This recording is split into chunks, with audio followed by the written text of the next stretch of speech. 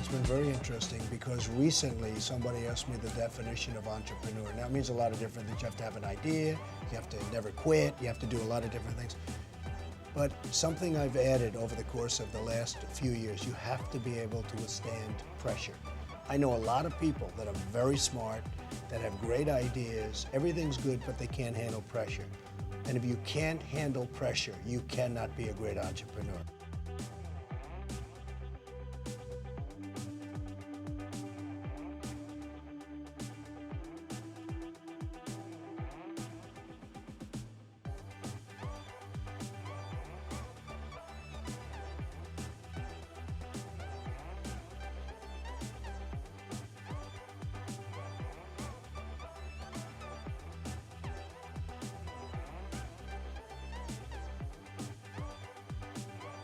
I think you almost have to thrive on it.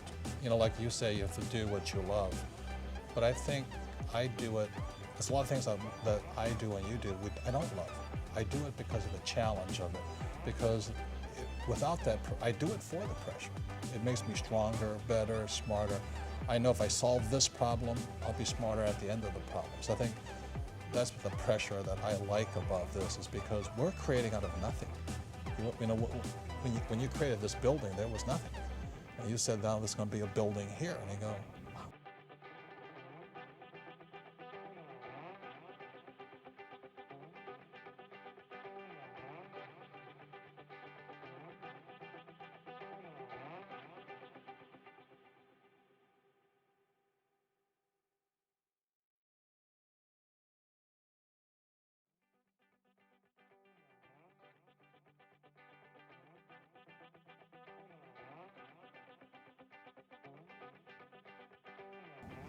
Well, the word pressure is very interesting, and we're going to be doing a book together called The Midas Touch, and a lot of that book is going to be devoted to the word pressure. Right. Because if you can't handle pressure, you cannot be successful, really, in my view. Right. Almost successful at all, let alone very successful. Right. So you have to be able to withstand and handle pressure.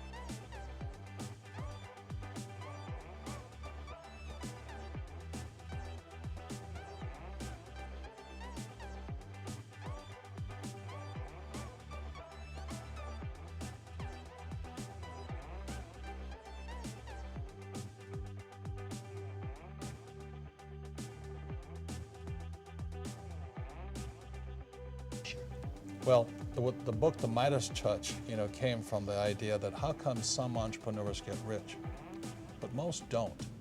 And what the book is about is what you do and what I do that gives the edge to whatever we do. Because there's a lot of authors, a lot of entrepreneurs, a lot of guys on television, a lot of guys in real estate. But there are certain things that you do that give your buildings a 50% up value. You know, there's some things that you do that are magical, that you know, when I come to town, all I see is Trump buildings. I was just in Vegas, and all I see is Trump. You know, when I go to I see is Trump, or Chicago, I just see Trump. And that's the magic of what the Midas Touch is about. There are certain things that you and I do that gives us the edge over the ordinary entrepreneur. For example, The Apprentice. How much was that worth?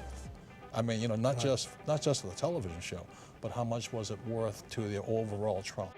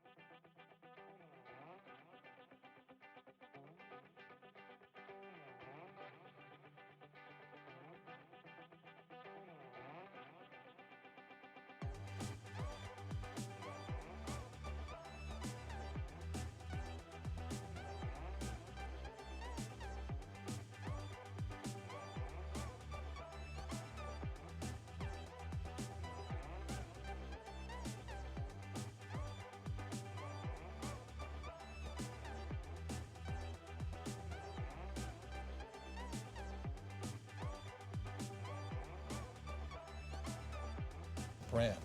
The Apprentice, by the way, for me has been a great It's just a great story.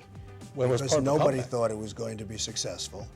NBC didn't even sign me to more than a one-year contract. It was just a one-year thing. It was going to go on and it's going to go off.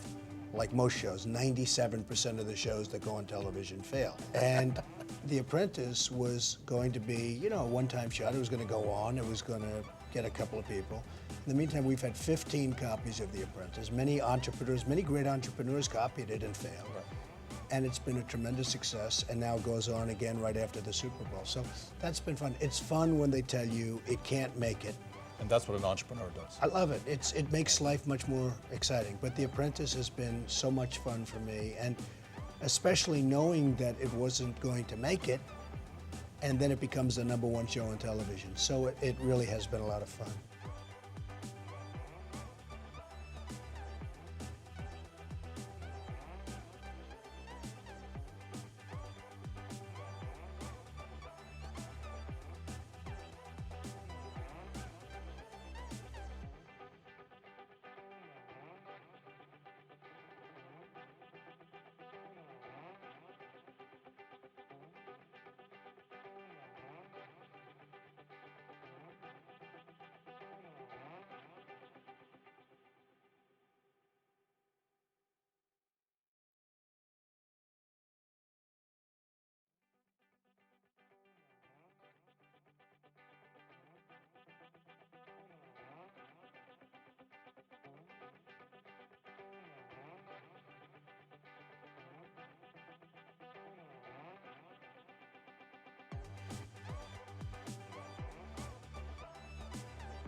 Right.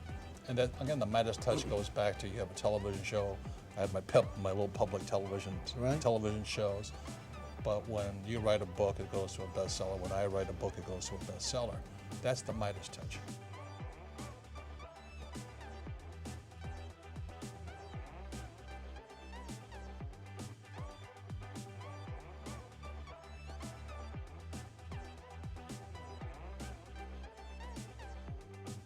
And Robert, remember this. You wrote one of the biggest selling books of all time. Personal finance, right? Right. And who the hell knows who you are? Who knows you? Who knows this guy? But now they know him. And Well, I couldn't I get on think Larry I King. helped you. You did, yes. You know, it was very interesting. Larry King is a great guy, and he wants me on his show all the time, only because I get ratings. If I didn't get ratings, forget it. And one day, Robert's up in my office, and he hears me telling Larry, I will not do your show. And Larry is a very persistent guy. Please do it, because I get ratings. Please do it, please do it. And that was the end. I said, I'm not doing it. And then Robert said to me, I've never been able to get on Larry King. I've never, ever, with this huge book, he's never been able to get on. And I called Larry back. I said, you know what, I'll do your show. Because I realized all of a sudden, in other words, you made me appreciate what I had.